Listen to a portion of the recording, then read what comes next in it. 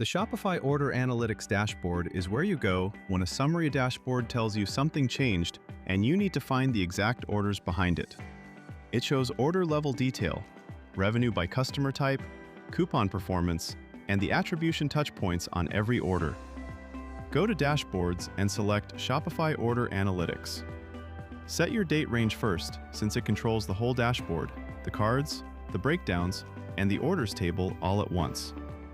At the top, you'll see KPI cards split three ways: gross sales, orders, and customers, each broken into new versus returning. That split is the point. Reading new customer revenue against returning customer revenue tells you whether growth is coming from acquisition or from your existing base. Now here's the move most people miss. Click any KPI value to open a drill down by Shopify order tag. That breaks the number down by tag, showing order share and revenue share for each one.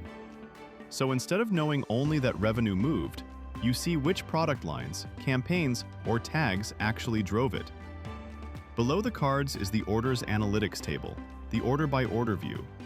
Each row shows the order, its type, any coupon used, the last touchpoint, the number of touchpoints before purchase, and revenue. The filters are where this table earns its place. Isolate orders by media source like Facebook, Google, or email.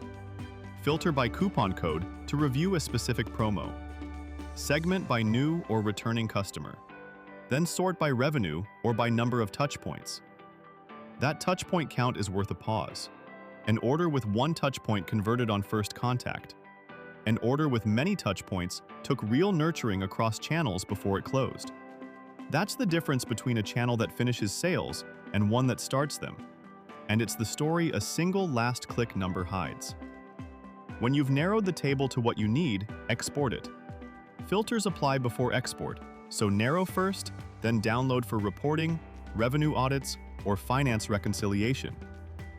One practical case.